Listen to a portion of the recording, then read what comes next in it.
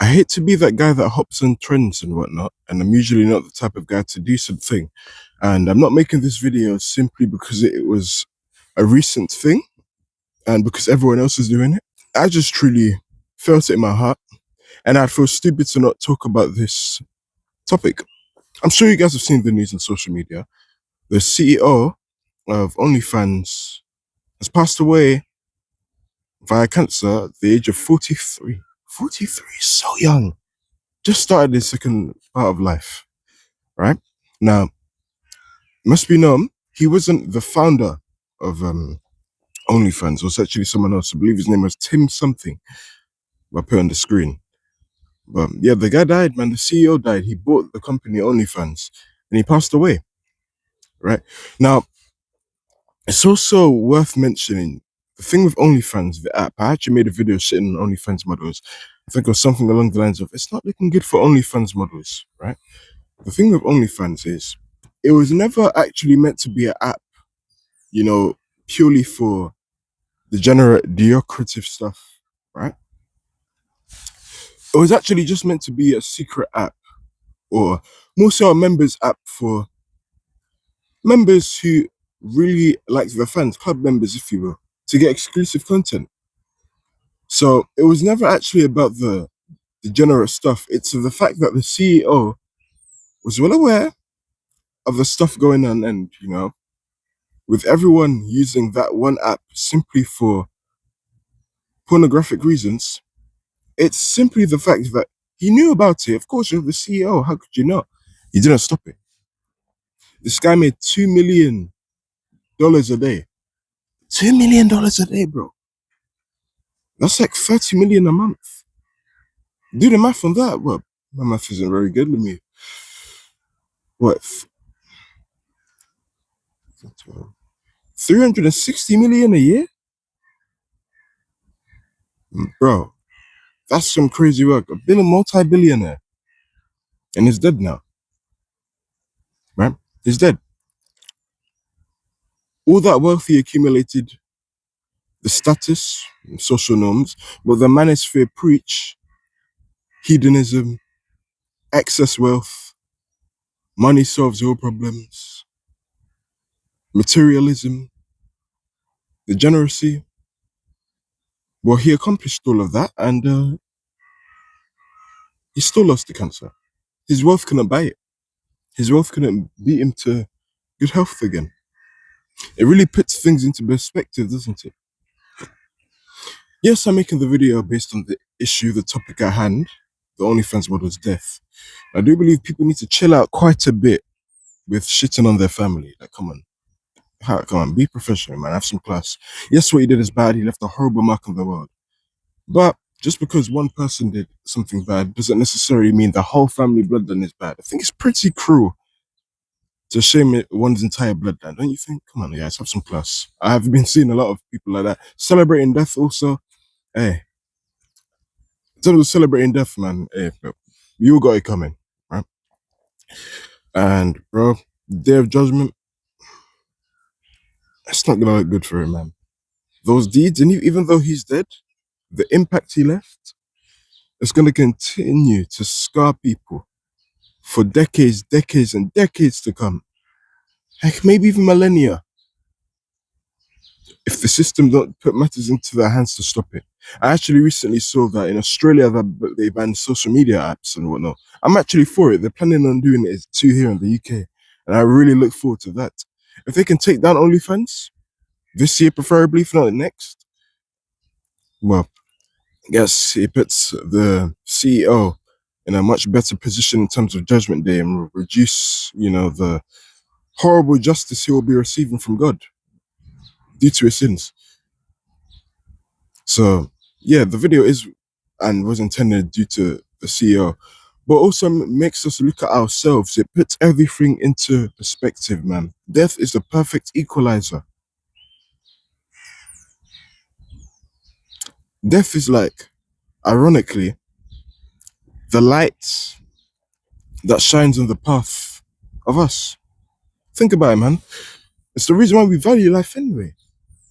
Because we know we're gonna die. We know everything we're doing is limited. You get to a point in your life where it's like, oh, I can't keep caring what people think about me. And I don't mean by that, I don't mean that in terms of abandoning your morals like the CEO did, but really it just makes you reflect on yourself and make you think, oh shit, man. You know, the manosphere, like I said, they push heavy materialism, lifestyle, travel, money, watches, women, hedonism, sex, to excess and moral degree, right? And I'm not telling you travel is bad. I love travel. I speak 4 languages. I'd love to travel the world one day, God willing. But we can't put our faith just in the worldly things, man, because that's gonna perish. See that CEO? You can't take his money with him. He has his net worth was over 1 billion. He's not taking that money with him, man. Just him and his soul, man. Whatever's in the darkness will be dragged out to the light. They'll be dragged. If you don't get dragged out in the physical world, it's gonna be dragged on the day of judgment, man. Everything we've done. So it's one thing to be looking at what the guy did wrong, and it is wrong, man. Shame on him. He did a lot of punishment, a lot of bad things.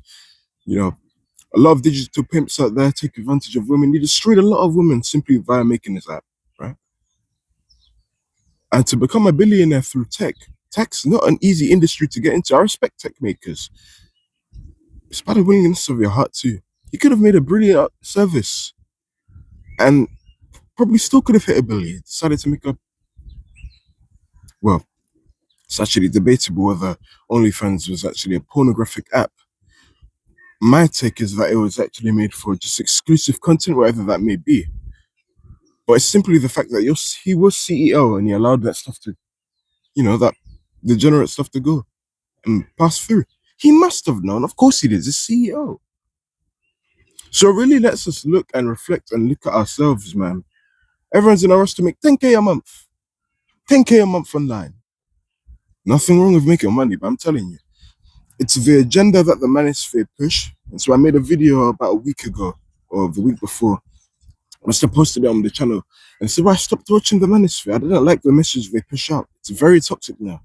Self-improvement, it was initially a very wholesome, uh, you know, a space to be in, very wholesome, genuine guys. I do believe when the Tate brothers came in, they blew the balloon far too much, inflated it far too much, and it popped. And then it became so toxic. It became not about masculinity, but people acting bitter, people feeling the need to flex their wealth. Let me tell you something about masculinity, man. Hey, if you have something, a real man doesn't feel the need to keep flexing about his possessions all the time. Real men of the past didn't do that, man. We just had it. I think I'm a good example. I would qualify myself. Let's take me, for example. I'm fit. I've trained for years, 6 years. I look good. I don't need to go around and keep saying I'm shitting on other people that aren't in the best shape. No, we uplift. The same way when I do eventually get rich, God willing, I'm not gonna keep being like Andrew Tate saying, "Oh, I'm rich, you're poor, you're brokey." Remember where you came from, man. Humble yourself, because what God gives, God can take away straight away. Look at the CEO of OnlyFans; he's gone now. Now it's only his deeds, just his deeds now. What he's done, he will be judged on that, and it sucks because it sucks on his behalf.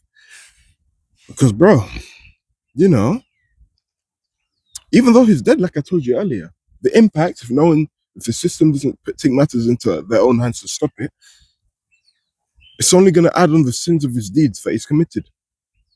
His suffering may have ended, but not the millions of women who've been exploited via OnlyFans. Shit, man, people even commit suicide sometimes because of this shit. Some of them get even blackmailed by authorities, digital pimps. It sucks. It's a massive rabbit hole. It is way less harmful than porn, but the message is still the same. It needs to be stopped. But man, it's one thing to talk about the OF guy. His legacy is done. Well, it's not done. His legacy has left a horrible mark on the world. I told my boys about this the other day, right?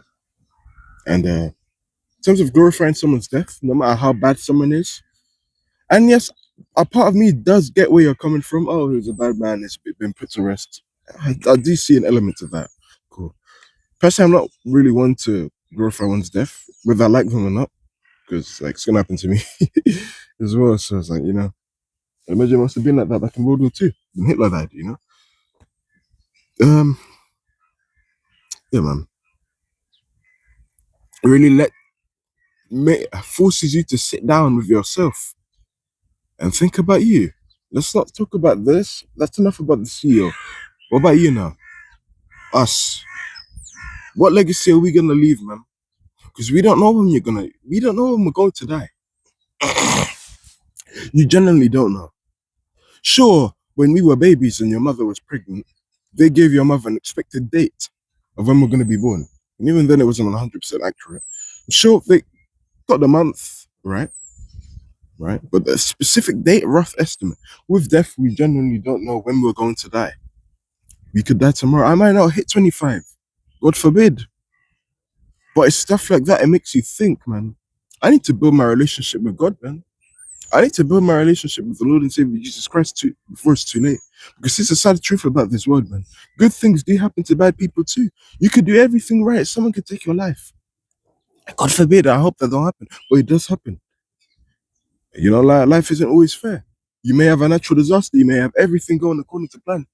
Then something just happens really bad. You may be the best driver in the streets. Let me not say streets. It gives off the wrong agenda. Um, you may be the best driver on the subway or the motorway. Then someone crashes into you. That wasn't your fault. But now you're dead now. That wasn't your fault. But sometimes things you just don't go according to plan. Charlie Kirk was sure he couldn't control his death. How is he meant to know that? You know, good things happen to bad people. That's an example too. My dad's dead. We're a great family. Why did it happen to us? Good things happen to bad people as well. So I really say this to say we don't know when we're gonna die, guys, right? And I'm not saying this to scare you. I'm just being very honest. We don't know when we're gonna go. We don't know when we're gonna leave our earth.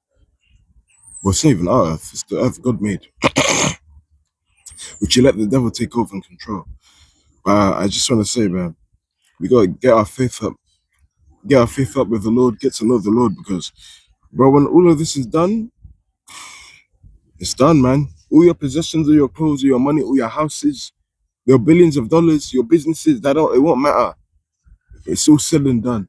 It's all done. It's left on the earth. It's not coming with you to heaven. You'll be held accountable by God alone, by God and God alone. Just your soul.